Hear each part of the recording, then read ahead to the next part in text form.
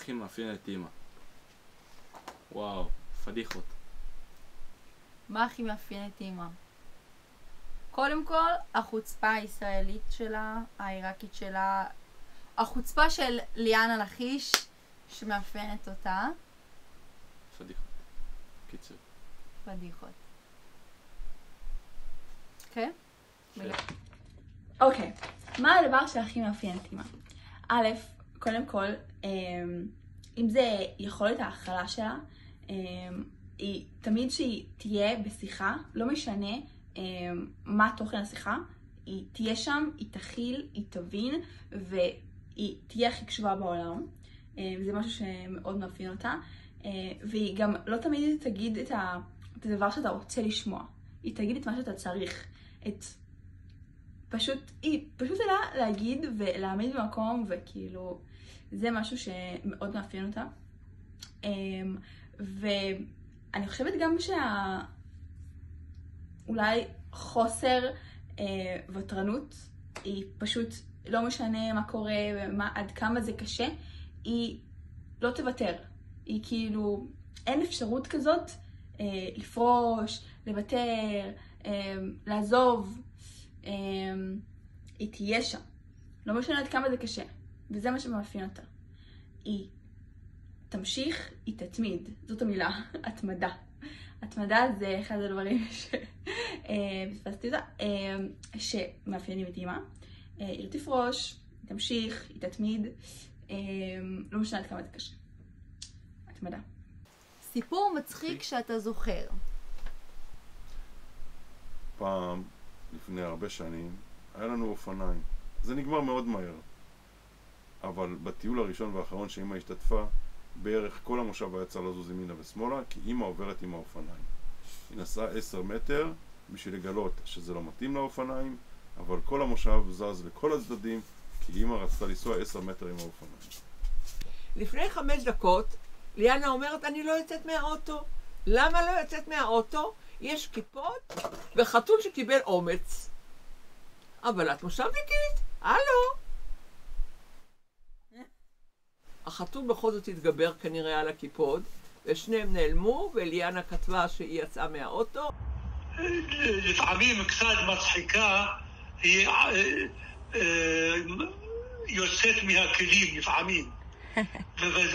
וזה, כשאני רואה אותה, אני בעצמי צוחק עליה. אם היא לא הייתה עובדת בעבודה שהיא עובדת בה, איפה היא הייתה עובדת? אשת מכירות כלשהו, מכוניות, נדל"ן, משהו. וואלה, אמא יכולה למכור לכל אחד כל דבר. אין ספק, היא הייתה טובה בזה. אני יודעת שהחלום שלה גם זה היה להיות דיילת באיזשהו שלב בחיים, אז אולי היא בכלל הייתה עכשיו טסה בכל העולם, רואה העולם ועובדת בתור דיילת. כן. אבל חד משמעית עובדת מכירות כלשהו, כאילו היא טובה בזה ברמות. כל דבר של דיבור עם אנשים, יחסים בין כן, אנשים, יש לה את הדיפלומטית של המשפחה, של הבית. אוקיי. מקום אחראי בבנק, לדוגמה. טוב, אם אמא לא הייתה בעבודה שהיא עובדת בה היום, אז חד משמעית, אני יכולה להגיד דיילת. דיילת זה תמיד היה החלום שלה.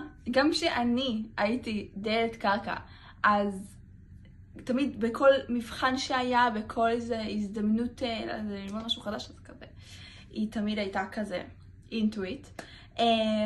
וזהו, דיילת. הכי פשוט להגיד שאמא הייתה דיילת, אבל זה ממש לא התשובה הנכונה. אמא מתחילה לגלות את עצמה היום, היא מאוד מתאימה בתור מנהלת פרויקטים, בתור מקדמת של נושאים שאף אחד אחר לא מסוגל. היא לוקחת אותם כאילו זה כל כך קל, אז אמא הרבה יותר מתאימה להיות מנהלת פרויקטים באיזו חברה גדולה ולא דיילת. זו דעתי. מה העצה הכי טובה שקיבלת מאמא, ומה אתה לוקח ממנה אליך? אני חושב שמאמא התכונה הכי טובה שיש, כאילו, לדעתי, זה הנדיבות שלה, ורואים כאילו כמה היא תמיד מנסה לעזור ולתת לכולם סביבה. אז אני גם רוצה להצטרף למה שרועי אמר. לאמא יש את הלב הכי גדול שאני מכירה, היא תשים את כולם לפני טובתה האישית. היא דואגת, אכפתית, מכילה. היא תמיד אוזן קשבת, תמיד שם בשביל לתת את העצה הנכונה בדיוק במקום, מבינה מה שאני עוברת ויכולה גם לתת דוגמאות מהסיפורים הסיפורים האישיים שלה, ואני מרגישה ממש שאני מדברת עם חברה כשאני מדברת עם אמא. אז זה גם הקשר הטוב שיש בינינו, שאני הייתי רוצה גם קודם כל שישאר להמשך ולחיים, וגם שאני אתנהג ככה בעתיד. וגם העזרה והאכפתיות שהיא דואגת לכולנו תמיד, לא משנה מתי, לא משנה איפה, תמיד שם בשבילנו. אני לא יודע אם זה עצה, אבל דרך המחשבה שלה שונה משלי. מה שזה אומר, לי יש היגיון מסוים שהוא לא תמיד נכון. ואמא מעלה כל מיני אופציות שהן כל כך מחוץ לקופסה, שזה כיף להקשיב לה כשיש לה דעה אחרת. והיא לא רק מציעה עצות שאין להם יישום בחיים, אלא יש לה עצות שזה לא יאמן איך הן פותרות או פותחות דלתות או שוברות הקרח, שזה לא יאמן איזה יכולת מחשבה מחוץ לקופסה מעניינת יש לאמא. אחראית לכל מה שהיא עושה, וגידלתי ילדה טובה שמקבלת כל תפקיד, אם זה קטן ואם זה גדול, וזה מה שנותן לי גאווה גדולה. אני מאחל לאמא ליום ההולדת כמה שיותר בריאות, זמן עם המשפחה, זמן עם החברים, ושתגשים את כל משאלות ליבה. מזל טוב. ואני אוהבת אותך אהבת נפש ומאחלת לך המון בריאות, המון נחת, הצלחה לעצמך ולכל בני המשפחה. אנחנו שכנות טובות, ושזה רק יישמר ככה, נהיה ביחסים טובים, אותנטיים, אנשי סוד, אנשי דיבור, מקבלות אחת את השנייה כמו שהיא. אני אישה מבוגרת, ויש לך הרבה סבלנות אליי, ואני מאוד מאוד מעריכה ומכבדת את זה. אז באמת רק שיהיה לך יום הולדת שמח 50, וכל שנה נחגוג לך אמן ואמן. נשיקות ליאניצ'קה, אני אוהבת אותך. מאחל לה הצלחה בחיים והתקדמות בעבודה ועד 120, ותמיד נתראה בשמחות. אמן. אמן. מה אתה מאחל לאמא ליום ההולדת? אני מאחל לה שהיא תהיה בריאה, שהיא תעשה מה שהיא רוצה, שתצא לה הרבה חופשות והרבה קניות, שהיא תתחדש רק בעוד רכבים חדשים, שיהיה לה הכי הרבה כיף עם המשפחה, ושיהיה לה פשוט טוב ובריאות. אמן. אני מצטרפת לברכות של רועי, מלא בריאות, לזכור שחיים פעם אחת, אפשר להגיד שהתקופה האחרונה רק חידדה לנו את זה, אז לעשות אך ורק מה שאת אוהבת ומה שעושה לך טוב, להגשים את עצמך כל יום מחדש. היא מרידה את השולחן, היא עושה רעש והיא בלתי נסבלת. בפעם ה-20 מיליארד. ואתה לא עושה כלום עם זה. אלק בעיה שלי. אני חייב להגיד, זה הרבה פחות סליחה על השאלה, זה הרבה יותר לקרוא שאלות מדף על מצלמה. נו, אבל זה סליחה על השאלה, חיים. ראית פעם סליחה על השאלה? בסדר, רעיון, אני עושה אווירה, אוקיי. טוב, אז אני רוצה להצטרף לברכות שרועי אמר. קודם כל בריאות זה דבר ראשון. חוץ מזה שהתקופה האחרונה רק חידדה לנו יותר כמה שאנחנו חיים פעם אחת.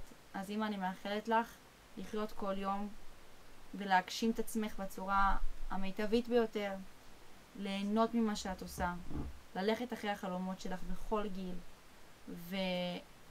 ותמיד להמשיך להשקיע בעצמך, לעשות את מה שאת אוהבת ולהיות מאושרת עם כל המשפחה. אוהבת אותך. מזל טוב. מזל טוב, אימוש. מה אני מאחלת לאמא ליום הולדת? וואו, מה אני מאחלת לאמא? קודם כל, דבר ראשון, אני מאחלת לה לפחות עוד 50 שנות נישואים עם אבא, עוד 50 שנים מאושרות, שנים של צחוק, שנים של להאריך את החיים, שנים של לחיות את החיים, בריאות, אושר, רק שתעשי מה שטוב לך, שתחשבי על מה שעושה לליאנה טוב לקום איתו בבוקר ולהמשיך איתו לאורך כל היום. אני מאחלת לך את כל הטוב שבעולם, את כל הברכה שבעולם, את כל הבשורות הטובות שבעולם. מה לעשות שהשנה הזאת לימדה אפילו אותי שאני רחוקה מהבית ככה ב9 חודשים האחרונים, אבל אין מה לעשות, פרופורציות זה הכל בחיים. אני מאחלת לך שנים של בריאות, שנים של אהבה מאושרת עם אבא, שנים של פשוט שתישארי כמו שאת, החברה הכי טובה שלי, כזאת שאני משתפת את הכל, כזאת שאני יכולה לספר על הכל. אני אוהבת אותך מלא, וזה הדברים שאני מאחלת לך.